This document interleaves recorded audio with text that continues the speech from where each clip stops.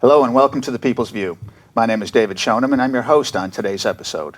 On The People's View, we take a look at issues that pertain to voters here in New Hampshire, throughout the state and certainly here in Nashua, and we also look at things that are happening in the country too. And we have got a couple of good stories for you today. Today is September 25th, 2019, and two big pieces of news if you've been reading the papers. One is that Governor Sununu is likely to approve a budget, and it looks like the House and the Senate in Concord are going to approve a new budget for the state of New Hampshire.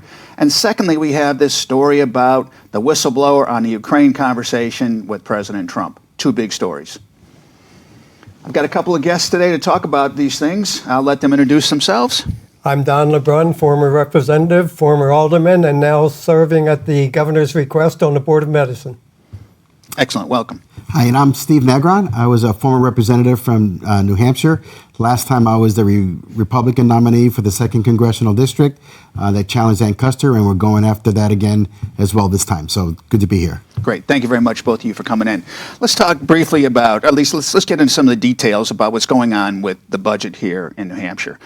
Just to recap briefly, we had the governor's version of what he wanted, and then we had the House came up with what they wanted. And of course, the House is controlled by Democrats, very, very partisan term this year. Mm-hmm. And the Senate as well. And so there was a big discrepancy, and the governor vetoed what the House and the Senate passed. They've been meeting and talking together, a lot of false starts, but it sounds like we're coming to some kind of conclusion here. And we said today's date is the 25th. We're likely to see a vote on this new budget tomorrow or the next day or sometime soon. Sometime soon. Right. Don, what are the key details on this budget, and why has the governor decided to go along with it this time? The biggest problem I have with the proposal is the original proposal. No, this proposal. This one, okay. The governor, as far as I'm concerned, has somewhat caved in allowing the Democrats to get their foot in the door with either a potential tax or a tax in reality, by giving them the leeway to meet certain revenue standards or not meet those standards, which will in turn kick in a tax on businesses. So that's my problem with it. So we had, and now I think that was the governor's problem with the original proposal too. We had, in the last session, Republican-controlled session, we had decreases that we're going to phase in over time in the business profits tax and the business enterprise tax. Mm-hmm. Because unfortunately, New Hampshire has very, very high business taxes, mm-hmm. Some of the highest in the region, some of the highest in the country. And so there was an effort to lower these taxes in the last session, and revenues actually increased. Correct. And then there were triggers in place that would allow further reductions if more revenue numbers were made, and there was some discrepancy there or some debate there, because the Democrats wanted to scrap those reductions altogether and go back to the way. Somewhat the opposite of what they're proposing now. They wanted the opposite. Yeah. But it sounds like the tax cuts can still be there, business and enterprise taxes can still be there if revenue numbers are hit. Now, what's changed between what the governor initially proposed and what is now the compromise? Has the trigger changed? Or the Democratic expectations have always been much higher than reality. They have always projected revenue to be a lot higher than is even possible, and everyone knows that. So then these triggers will never meet those triggers, and so that will then trigger an increase in the BET and the BEP. That's correct. And when we were in the House, we made these as solid.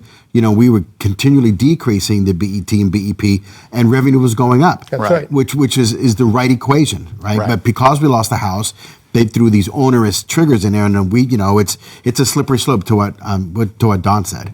So what is the trigger level now in this new compromise? What is the trigger for taxes for BEP and BET to go up, or BET and BEP to go down? What's the trigger number?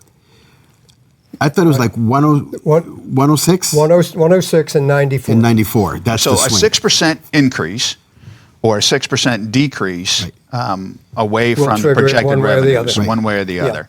The Democrat proposal was higher, though, initially, wasn't it?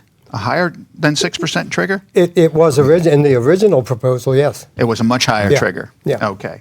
In the legislation that you guys put forth when you were both in the House, what was the trigger then 6%, or was the trigger lower? No, we had no trigger. No triggers. Oh, there was no trigger. There was no trigger. I see. So now there's a trigger. We had cut the BET and BPT taxes. Okay. So going forward, further cuts can occur if these thresholds are met. Now, I read in the paper today, the Union Leader, some speculation about the likelihood that we're going to hit a 6% increase or decrease. Where do you think that we're going to fall here? Are we going to hit this? What's your best guess? Honestly, I think we will. I think the governor has put in place some robust economic forecasts that I believe that we can continue the good work that we've done from 14 to 16 to 18. They're trying to put the brakes on that right now. So Yeah. the problem exists is once you let them get their nose underneath the tent, Yeah. right, then that's going to be a situation we're not going to be able to hold back the hordes. And I think that's the slippery slope that Don was talking about. It may be something catastrophic may happen in the state. We may not meet those triggers, and then you increase the BEP, BET. You know, as a small business owner, that was always a quandary for us as to how do we draw businesses into the state, Yeah. right? So you look at whether it's manufacturing, the cost of kilowatt hour here in our state. You know, we need to do something to fix that. We do. And you know, a high percentage of business. And I mean, people get fooled sometimes. They're like, well, there's no income tax. You know, the state makes their money one way or another, right? And so as a business owner, how do I attract people? And we were doing, I mean, we brought some good companies in because we saw a trend of that BEP and the BET slowly going the way it should be, which is being reduced. Right. Now there's a potential, right, that they would put the brakes on that and then reverse that and go up if those estimates aren't met. So it's just, you know, when we did it, you know, they were just lock solid. We're just reducing them. I see. And now you have a potential of doing I stuff. And I see, think I see. that's just, it's scary for a lot of people. So the way it's going to work is if the revenues come in 6% above projections, then there can be a further cut Right. in those taxes.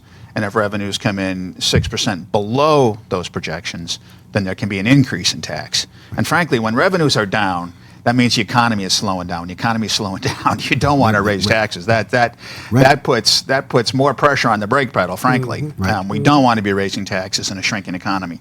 So the economy certainly seems to be good nationally. It's very good here in the state of New Hampshire.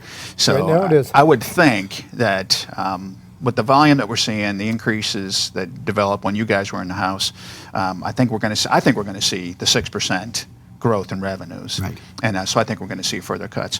Whatever happened, what's the status of the paid family leave in the current budget and the potential for the income tax that we talked about so much? What's happening with that? There's been very little mention of the family leave recently. There was so much secrecy with this negotiation. There were key people who were left out of the negotiations in this budget proposal. Not the Speaker of the House, the Majority Leader, the I think even the Minority Leader, I think, was left out. It was basically between the Senate President, the Governor, and a few other Democratic. I see. Right. I see. So the Senate President and those Democrat leaders believe they can get the Senate and the House to go along with whatever they negotiate. That's what they're hoping, yeah. Well, But those key people should have been into any negotiation Yeah. on something as important as a $12.9 billion budget.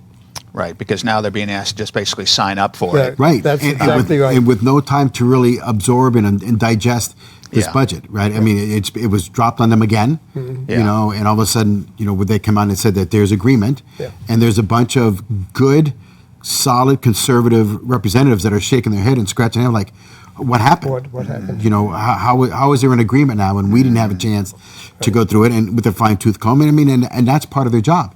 To look at it. And we have some very smart people on the Ways Yes, and we Means do. and stuff, and they were just sat on the sidelines on this time, I see. and they weren't able to have a That isn't participative right. role. That's not right. Well, I certainly hope that the budget turns out to be favorable to the taxpayers and folks at home. We need We all to hope for make that. sure that we can continue to draw businesses into the state. It's Absolutely. vital. I think quite a few people don't realize or might think that tourism is the biggest business in New Hampshire. It's not. Right. It's manufacturing. Right. And a lot of people don't understand that. But manufacturing, particularly high-tech manufacturing, which is going to be an energy consumer, and it's going to be a growth business. And so cost of energy, like you mentioned, Steve, Right. and taxes, like we've been talking about here, are really important to that business that would contemplate coming in here. Also, stability. When the House, when you guys were in, put in these cuts, and then the Democrats want to retroactively take them out, Right. what does that say for stability? So that's another factor, too. So by keeping our taxes low, or enabling them to go lower if we hit the revenue targets, I think that demonstrates stability. So when you got stability, and if we can control electricity and we can control our taxes, then businesses are going to be drawn here. Right, So absolutely. we have to have that. You know, 6 Hour just won the Army's new contract for the M4. Oh, really? I didn't Yes, know that. which Great. is huge. I mean, there's a lot of things happening to our state that kind of gets underneath the wire. You know, Sure. the new tanker, the KC-46 Pegasus, is coming Yeah. to Pease. Yep. You know, so I mean, there's a And that lot. was Kelly Ayotte that, Yeah, there's a lot of good originally things that are promoted happening here, Yep. and we had set up, and the governor and the previous legislators had set up this infrastructure to do those kinds of things. We'd hate to see it go backwards. Right We don't now. wanna go backwards. No, We don't wanna go But it's backwards. incumbent upon us to take back the House and to take back It is. the Senate and the Executive Council It in is. 20. I mean, It that's is. to make sure that we keep maintaining this momentum that the previous legislators have Yeah. put in place. I'm very concerned, too, in the budget and going forward, with the Democrats' push this last time, in this last round, to set up an income tax or a sales tax, especially with the family leave. By implementing an income tax, I think that's the toe in the door, too, Right. which is just going to grow. So I'm hoping, I haven't seen the budget myself, but I'm hoping that is not in there. The governor, I think, Governor Sununu, in conjunction with the governor of Vermont, worked out a private insurance Sure. type of deal, which if we were to implement that here, I think But that you're would not be. hearing would meet about the need. either program now. No, we're not. You're right. It All of a sounds like it's sudden, all just gone yeah. away. Yeah. Maybe people are But you know realizing it's it's in not there. workable.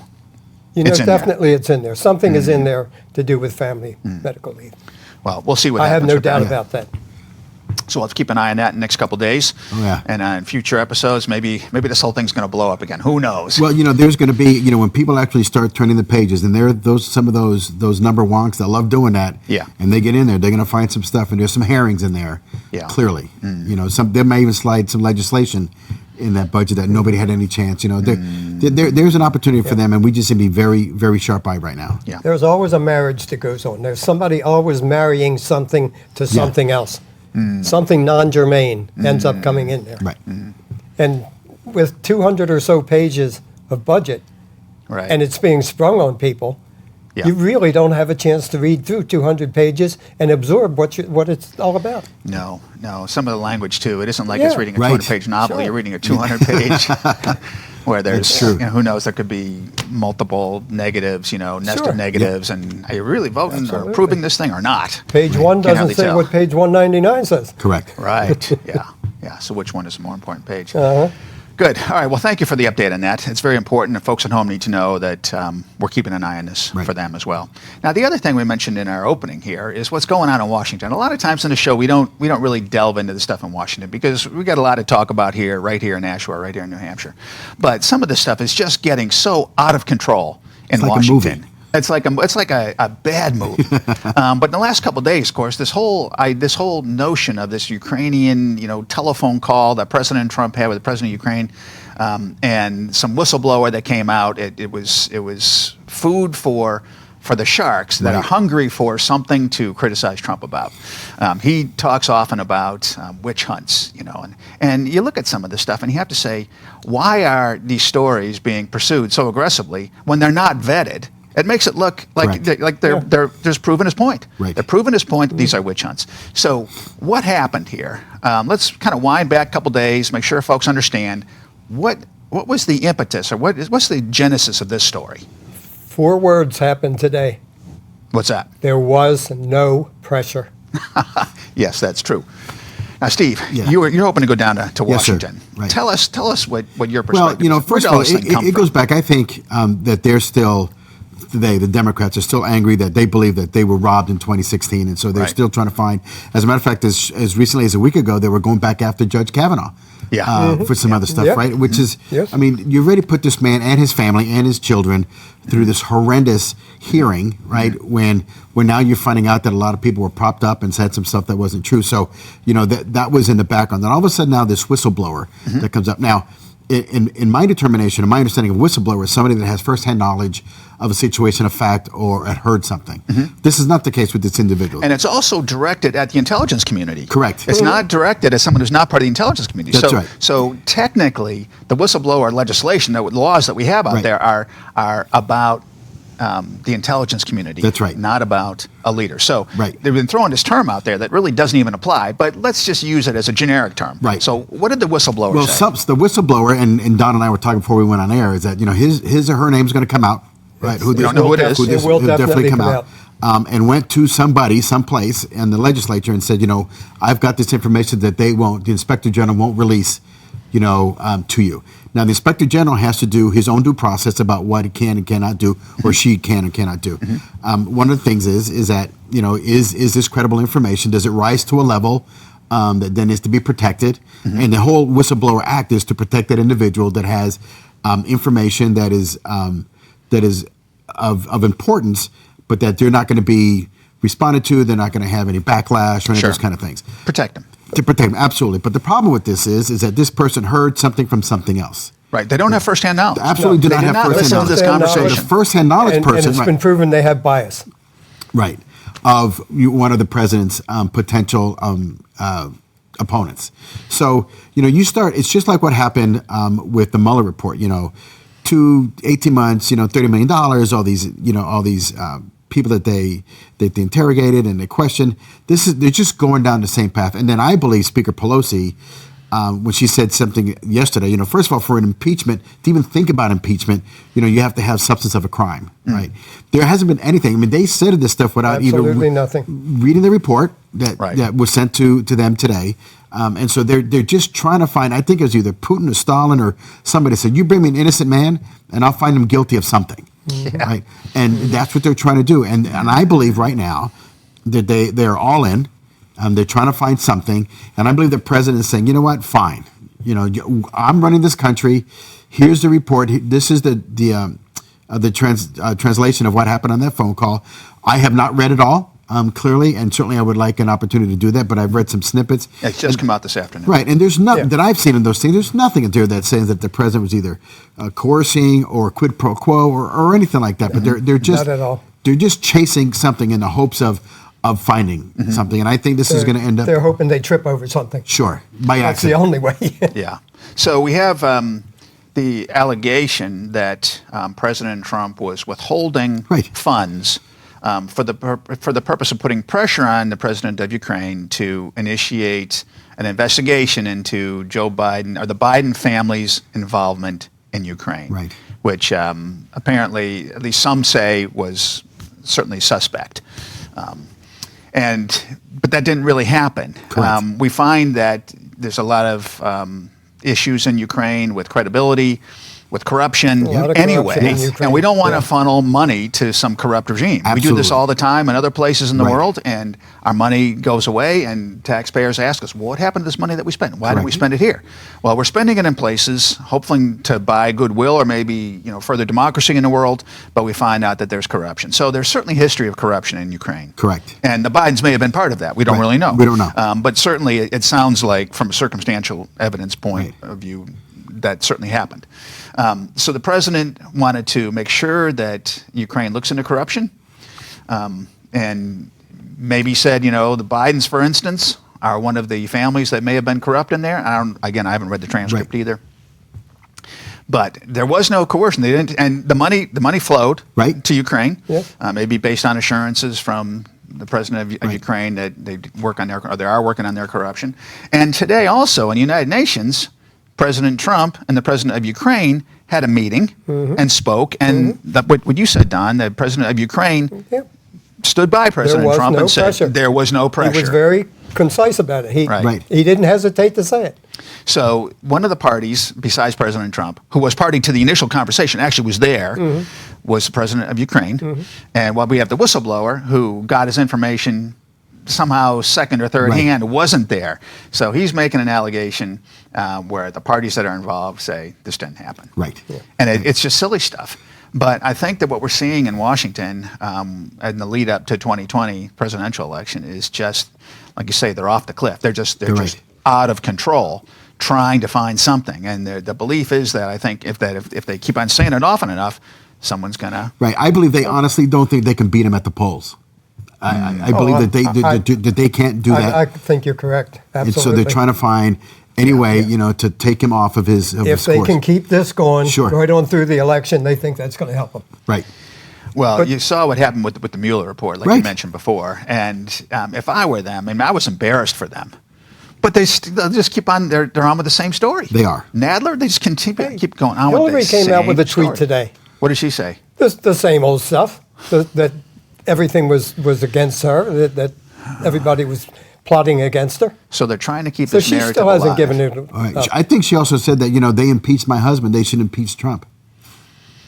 Oh, that's Okay. good. That's great Yeah, logic. yeah. So it's and then we even have our two congressional delegates have come out. I heard Congresswoman Custer this morning on WMUR saying that she supports this process to move forward, Impeachment. as Congressman Pappas. And I think the people in New Hampshire are tired of this. Get back to legislating, get back to governing. Right. We have a national back to debt What have issue. they done in 9 months? Right. They've been on totally the switch ignored hunt. their job. In Totally past 9 ignored their months. job, and they aren't thinking. They're not rational thinking human beings anymore. They have given it up because someone at some stage, based on everything we've seen so far, all these false starts, should at least think, let's make sure there's some substance here before we jump onto this bandwagon. Right. But they don't care. Right. So Custer, your potential opponent for next year. She's jumping right on the bandwagon Absolutely. without And it was thought, funny that knee-jerk reaction. There was a congressman from Texas that put these articles of impeachment on the floor about a month and a half, maybe 2 months ago, and they all voted no. I'm like, okay, well, maybe they're then 2 weeks later, somebody else brought them on, and then she voted yes. Mm-hmm. So I'm like, okay, stand with the conviction. Do something. Well, they don't have any convictions that They are don't. good. They heard, and Right. I think Pelosi gave in to the squad. She did. She absolutely did. the squad And even came out Tulsi and Gabbard. Pelosi basically is not even speaker anymore. Right. Yeah. She's just worthless. And Congresswoman Gabbard, Tulsi Gabbard from Hawaii, is one of the ones that's not following the lead of the speaker. Because she says, look, we're in a divisive position right now. Our nation is divisive. This is going to divide us anymore. And truth be told, when the Republicans went after President Clinton, it was bad for our party. Oh, yeah. It was was bad. And we very were divisive. embarrassed It was after bad. that. And this It is rebounded on us. And it's That's right. exactly the same thing that's going to happen, right? So that party that chooses, unless you have some true, unequivocal, clear as day information that our president has committed a high crime, then it's a political ploy and not a ploy to protect this country. If something like that really happened, it would be clear. Sure. It would be revealed. Absolutely. And it would be clear. To everybody. To everybody. Right. And what's happening now is these Democrats in Washington they're on a witch hunt. Yes. They are hunting. They're hunting, turning over every single rock, trying to find something. Right.